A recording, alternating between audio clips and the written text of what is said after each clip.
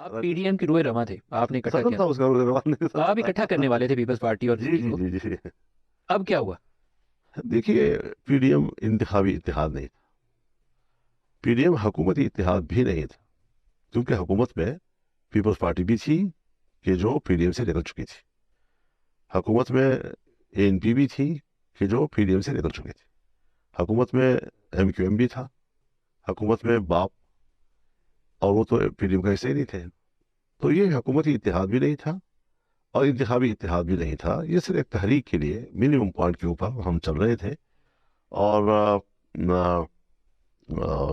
کچھ ہمارے اختلافات کے باوجود ہم اکٹھے چل رہے تھے، کیونکہ جو اسٹریٹجی تھی، جو حکمت عملی تھی، جس طرح تیار کی گئی، اس اسٹریٹجی سے ہمیں اس وقت اتفاق نہیں تھا، اور یہ ہمارے تمام دوست جانتے ہیں، کوئی ایسا نہیں ہے کہ میں کوئی آج ایسی بات آپ سے کہہ رہا ہوں کہ جو صرف میرے زبان پہ آئی ہے اور باقی لوگوں کو ان کا علم نہیں ہے، ہمارے تمام اکابرین جتنے بھی سیاسی جماعتوں کے ان اجلاسوں میں بیٹھتے تھے کہ میں عدم اعتماد کے حق میں نہیں تھا جی، لیکن میرے دوستوں کے لیے کہ وحدت نہ ٹوٹے اپنے اس موقف کی اور رائے کی قربانی دی تھی، اور آپ چاہتے تھے عدم اعتماد نہ کیا جائے؟ جی میں چاہتا تھا کہ تحریک کی قوت سے ان کو، اور عدم اعتماد کون کرنا چاہتا تھا؟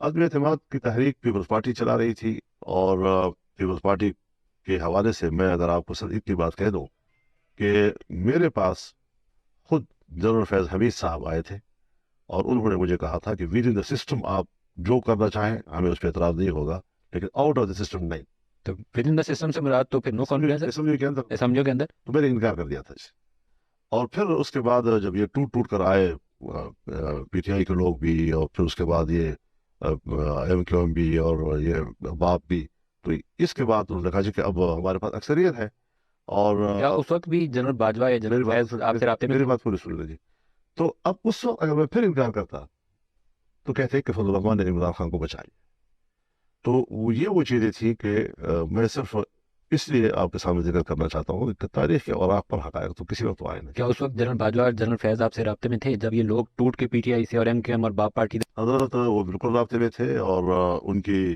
موجودگی میں سب کو بلایا گیا اور سب کے سامنے ان سے کہا گیا کہ آپ نے یہ اس طرح کرنا ہے اور اس طرح کرنا ہے۔ سب کون تھے وہ؟ سب پارٹیاں، نون لیگ اور پیپلز سب پارٹی؟ پارٹیاں، اور ان کا نام مت لیں آپ، اور ان کو کس نے کہا کہ یہ کرنا ہے؟ سب پارٹیاں، کس نے کہا یہ کرنا؟ باجوہ صاحب اور فیض علی صاحب دونوں تھے، کیا کہا انہوں نے؟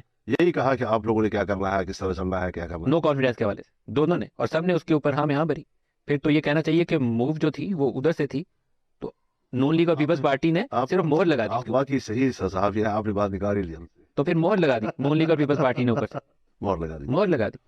تو پھر تو ان کو مزہ پی ڈی ایم کو جو کچھ پھر مشکلات پیش آئی ہیں، جو اکنامک ڈیفیکلٹیز پیش آئی ہیں، پھر تو I think P M L N deserve کرتی ہے کہ ان کو جو کچھ ہوا ہے۔ اکنامک جو ڈیفیکلٹیز آئی ہے، تو یہی کہا جا رہا ہے بطور دلیل کے کہ جو شہباز شریف صاحب کی حکومت تھی وہ 1.5 سال میں ڈیلیور نہیں کر سکی، اور مہنگائی کم نہیں کر سکی، بڑھتی چلی گئی، ڈالر کی قیمت جو ہے وہ، یہ تو ریئلٹی ہے سر، آپ کو ایسا نہیں لگتا؟ لیکن میرا جو مقدمہ ہے وہ یہ ہے کہ پھر اس کا اثر تو پنجاب میں ہونا چاہیے تھا، پھر اس کا اثر تو سندھ میں ہونا چاہیے تھا، اس میں کے پی کے اندر ہمارے اوپر کیوں بم چھوڑا گیا اور ہمیں اس کا نشانہ کیوں بنایا گیا؟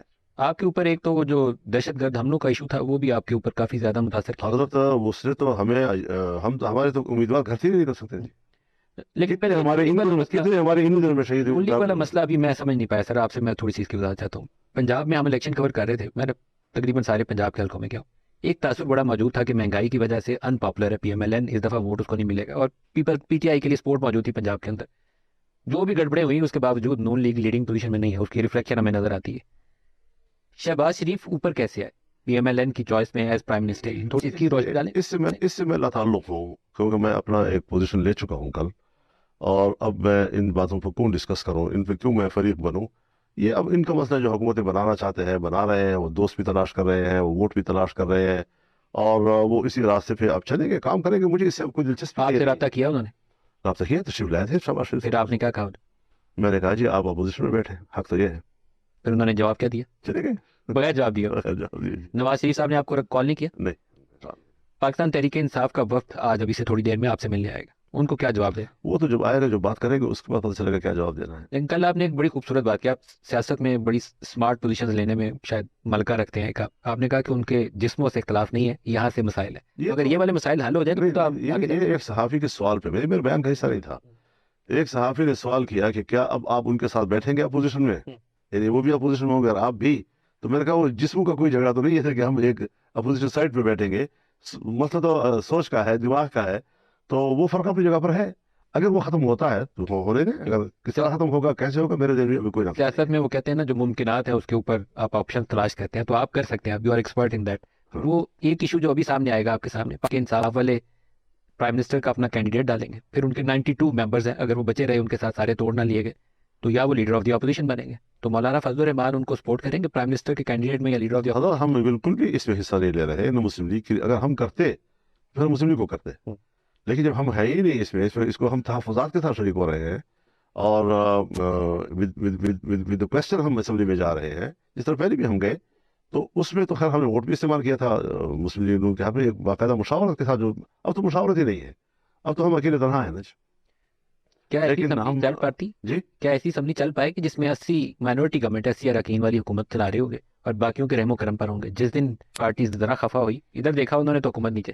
میں تو اس طرح کے حکومت بنانے کی جو حکمت عملی ہے اس کو کوئی کامیاب حکمت عملی نہیں کہہ رہا. لیکن یہ ہے کہ اب اگر انہوں نے فیصلہ کیا ہے تو یہ اس کے اچھے برے کے ذمہ دار وہ خود ہوں گے.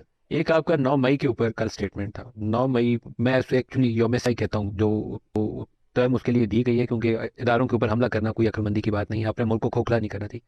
آپ نے کہا کہ 9 مئی کا بیانیہ دفن ہو گیا انتخابی. اگر اسٹیبلشمنٹ کا یہ موقف ہے کہ الیکشن صاف ہوئے ہیں اور تو پھر اس کا معنی ہے کہ 9 مئی کا بیانیہ دفن ہو گیا ہے اور لوگوں نے غداروں کو ووٹ دیے ہیں. پھر پاکستان کے اندر سارے غدار تو نہیں، 25 کروڑ وہی عرض کر رہا ہوں نا